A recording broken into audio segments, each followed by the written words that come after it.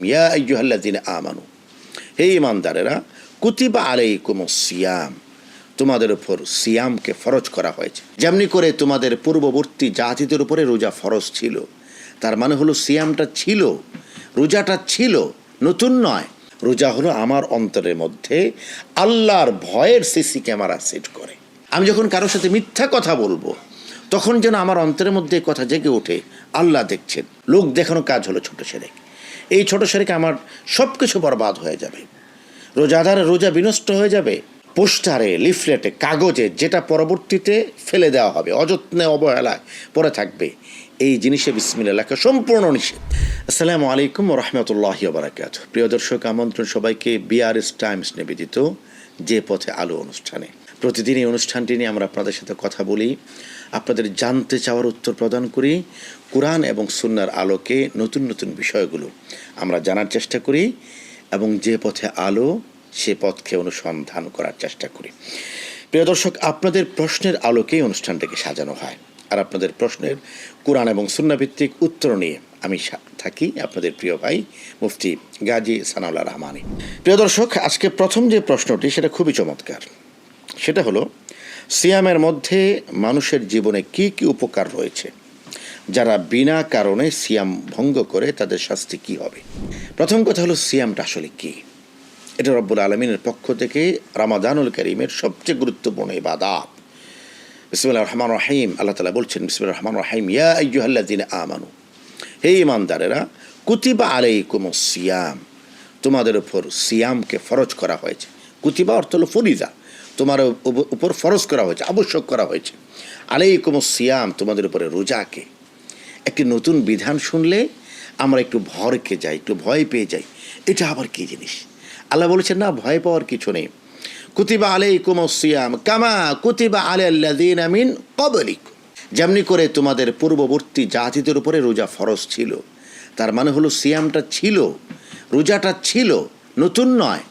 আমরা একজন মানুষ পাহাড়ে উঠবেন, জানেন এই পাহাড়টা অনেক বড়, ভয় পেয়ে যায়, পাহাড়ে কীভাবে উঠবো। বলা হয় আপনারা আগে আরও 50 জন উঠেছেন। ও তাই? কোনো সমস্যা নেই, আমি তো ক্লাসের টপ, আমি তো টপ 10 ছিলাম, আমি 10-এর মধ্যে 1 ছিলাম।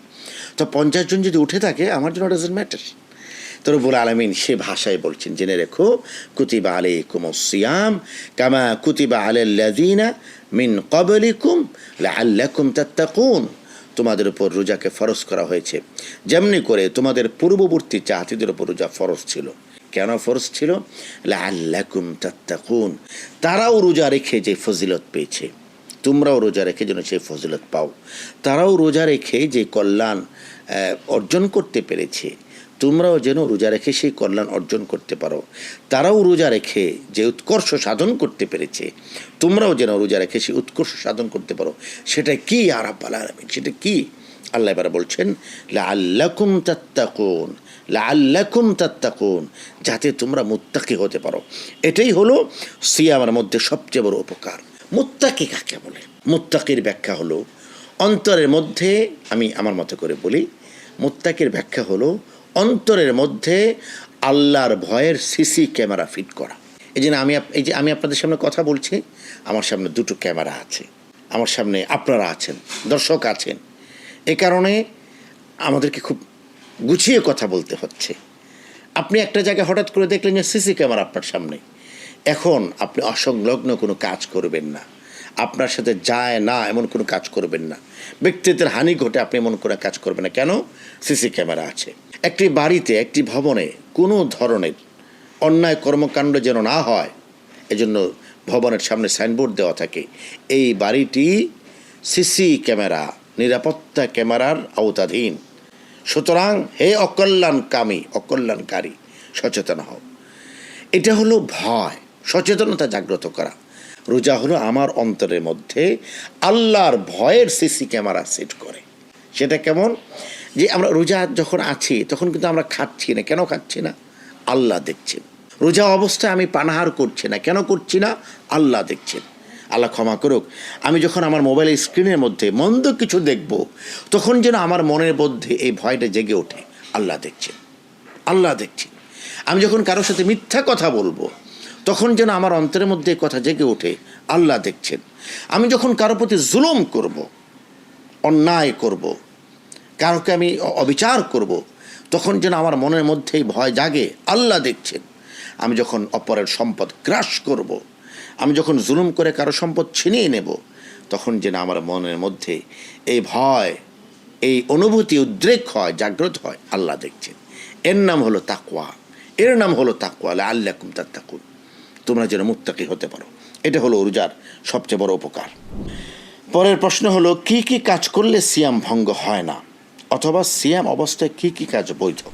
খাদ্য এবং পানীয় এবং স্ত্রী ঘনিষ্ঠতা, এই তিনটি হলো মূল কাজ। এই তিনটি কাজ থেকে বিরত থাকতে হবে। বাতাস গ্রহণ করলে রোজা ভাঙবে না। বাতাস, দক্ষিণা বাতাস আপনাকে স্পর্শ করেছে, মেসওয়াক করলে রোজা ভাঙবে না। শরীর থেকে রক্ত বের হলে রোজা ভাঙবে না। এই বিষয়গুলো করলে রোজা ভাঙব হয় না। সিএম অবস্থায় কি কি বৈধ? বৈধ কাজগুলি সিএম অবস্থায় করা যাবে। সিএম অবস্থায় আপনি ইঞ্জেকশন কি বলে এই ব্লাড টেস্ট করা যাবে, সিএম অবস্থায় রক্ত দেওয়া যাবে। যেই জিনিস খাদ্যনালীতে প্রবেশ করে না, শরীরে শক্তি সঞ্চার করে না, এমন জিনিস গ্রহণ করা যাবে। ডায়াবেটিস টেস্ট করাতে গিয়েছেন, ব্লাড নিচ্ছে, দেওয়া যাবে, রক্ত দেওয়া যাবে, কিন্তু এই পরিমাণ দেওয়া যাবে না যাতে করে কেউ দুর্বল হয়ে পড়ে, যাতে তার রোজা ভেঙে ফেলতে হয়, এমন কাজ করা যাবে না। পরের প্রশ্ন যাচ্ছে, প্রিয় দর্শক, কোন ধরনের পাপ করলে একজন মুসলিম ইসলাম থেকে বহিষ্কৃত হয়ে যায়, একজন মুসলমান হয়ে যায় অমুসলিম? এই বিষয়ে জানতে চাই। জেনে না জেনে ভুলে এ ধরনের এক বা একাধিক পাপ যদি কেউ করে ফেলে, তাহলে এ থেকে শুধরানোর উপায় কি? খুবই গুরুত্বপূর্ণ প্রশ্ন।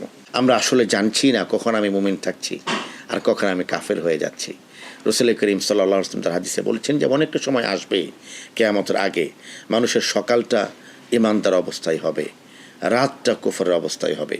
সকালে সে মুমিন থাকবে, বিকালে সে কাফের হয়ে যাবে, সকালে কাফের থাকবে, আবার বিকেলে মুমিন হবে। আমরা হয়তো এই সময় চলে এসেছি। প্রথম বিষয় হলো যে শিরক থেকে আমাকে বেঁচে থাকতে হবে।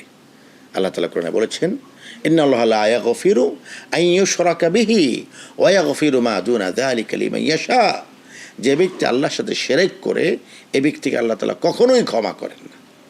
শিরক ছাড়া অন্য সমস্ত গুনাহ ক্ষমা হবে। সুতরাং শিরকের পাপ কোনোভাবেই করা যাবে না, কোনোভাবেই না, কোনোভাবেই না, শিরকের পাপ করা যাবে না। শিরক মানে কি? আল্লাহর সাথে কাউকে শরীক করা, আল্লাহর ইবাদতে কাউকে শরীক করা, আল্লাহর মর্যাদায় কাউকে শরীক করা, আল্লাহর বরত্বে কাউকে শরীক করা। আলহামদুলিল্লাহ আমরা হয়তো এটা করি না। রাসূল করিম সাল্লাল্লাহু আলাইহি ওয়াসাল্লাম একটা শিরককে বলেছেন শিরক আসগর, ছোট শিরক। রাসূল বলেছেন, আমি তোমাদের ব্যাপারে ছোট শিরকের বিষয়ে সবচেয়ে বেশি ভয় পাই। ছোট শিরক কোনটা? আর রিয়া, লোক দেখানো। মানুষ আমাকে হাজি বলবে, এই জন্য আমি হজ করছি। মানুষ আমাকে দানশীল বলবে, এই কারণে আমি দান করে ছবি তুলে ফেসবুকে দিচ্ছি। মানুষ আমাকে নামাজি বলবে, এই জন্য আমি গাড়ির সিটের মধ্যে নামাজ পড়ে এটা দিয়ে রিল বানাচ্ছি। আল্লাহ ক্ষমা করো। লোক দেখানো কাজ হলো ছোট শিরক। এই ছোট শিরকে আমার সব কিছু বরবাদ হয়ে যাবে, রোজাদারের রোজা বিনষ্ট হয়ে যাবে।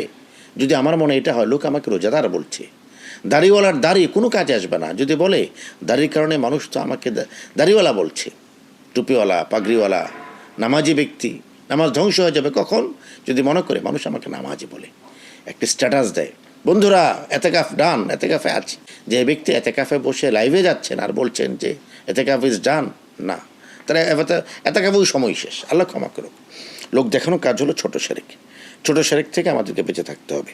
হ্যাঁ, এরপরের অংশটা খুব সুন্দর। জেনে না জেনে ভুলে এই ধরনের এক বা একাধিক কাজ করে ফেললে শুধরানোর উপায় কি? রব্বুল আলামিন দরজা খোলা রেখেছেন।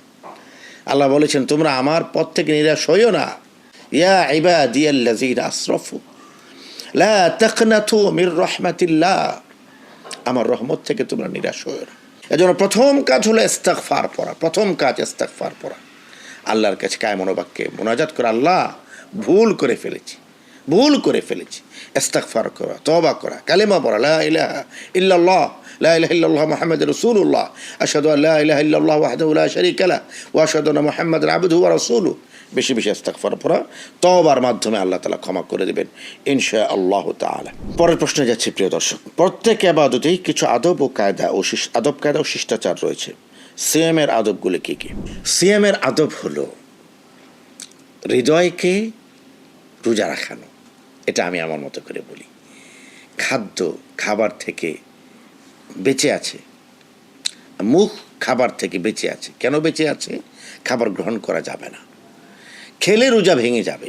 লক্ষ্য করুন, খেলে রোজা ভেঙে যাবে। 1 কোটি টাকা দেওয়া হবে আপনাকে, আপনি কি রোজা ভাঙবেন? না, ভাঙবেন না। অথচ আপনি তো নিয়মিত নামাজই পড়েন না, এর রোজা ভাঙবেন না কেন? এটা খেলে রোজা ভেঙে যাবে। প্রকাশ্যে বেরোজগার, সেও প্রকাশ্যে খায় না, সেও পর্দার সাথে খায়। টং দোকানের সামনে পর্দা দেওয়া থাকে, আড়ালে গিয়ে খায়। আল্লাহ ক্ষমা করুক। রোজা রেখে আমি গীবত করছি। গীবত করা মানে কি? কোরআন বলছে গীবত করা মানে হলো মৃত ভাইয়ের মাংস খাওয়া। তো রোজা রেখে তো আমি খাচ্ছি। আল্লাহ ক্ষমা করো। একজনকে দেখে রসুল বলছেন, তোমার মুখে তো গোশত লেগে আছে। ইয়া রসুল্লাহ, আমি তো খাইনি। রসুল বলছেন, তাহলে তুমি গীবত করেছো। আউযুবিল্লাহি মিন যালিক। গীবতকে তো আমরা গুনাহই মনে করি না। প্রত্যেক 2 ব্যক্তি যখন একত্রিত হয়, 3য় ব্যক্তির সম্পর্কে গীবত করা হয়। সাহাবায়ে কেরাম আলোচনা করছিলেন কারো ব্যাপারে, রসুল বলছেন, না, এটা গীবত। বলছেন, ইয়া রাসূলুল্লাহ, এই মন্দ দোষটি যদি তার মধ্যে থাকে, রসুল বলছেন, থাকলেই তো গীবত, না থাকলেই তো তুহমত, না থাকলে তো এটা তার ব্যাপারে অপপ্রচার, এটা আরও বড় গুনাহ। রোজার আদব হলো হৃদয়কে রোজা রাখানো। মুখের মাধ্যমে আপনি খাদ্য গ্রহণ করছেন না, পানীয় গ্রহণ করছেন না, কেন? রোজা ভেঙে যাবে।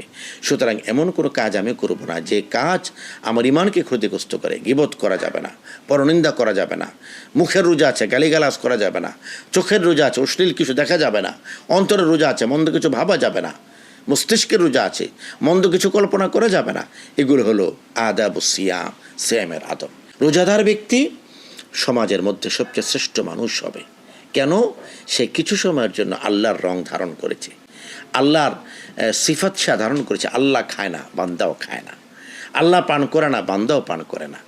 রব্বুল আলামিন সব ধরনের পারিবারিক বিষয় থেকে মুক্ত, বান্দাও কিছু সময় তার স্ত্রীর দিক থেকে মুক্ত। এই সমস্ত সিফাতগুলি, গুণগুলি অর্জন করে সে তার জীবনকে আলোকিত করার মহান প্রচেষ্টায় আছে। এই সময়টা তার জন্য অত্যন্ত গুরুত্বপূর্ণ। এই জন্য এই ব্যক্তি রব্বুল আলামিনের কাছে অত্যন্ত প্রিয়। এই জন্য সিয়ামের আদব হলো সব ধরনের মন্দ কাজ থেকে বেঁচে থাকা। আমরা অনেক সময় চিঠিপত্র বা নির্বাচনী পোস্টারে বিসমিল্লাহ বোঝানোর জন্য 7, 8, 6 লিখি। এটা কি ইসলামের দৃষ্টিতে বৈধ? 7, 8, 6 লিখলে বিসমিল্লাহর সুন্নাত আদায় হবে কি না? খুবই চমৎকার প্রশ্ন। প্রথম কথা হলো, আমি আজকে আমাদের যে সকল দর্শকরা বিআরএস টাইমসের আয়োজনে আছেন, আমি প্রত্যেককে অনুরোধ করব এই আলোচনাটা আপনি শেয়ার করবেন, বিশেষ করে এই অংশটুকু।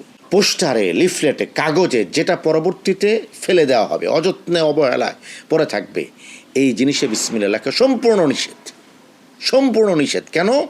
যেই বিসমিল্লাহকে আপনি সম্মান করতে পারবেন না, এই বিসমিল্লাহ লিখবেন না, কোনোভাবেই লিখবেন না। নির্বাচন এলে এই সমস্ত কাগজের মধ্যে আল্লাহর নামকে বেয়াদবি করার একটা মৎসব চলে।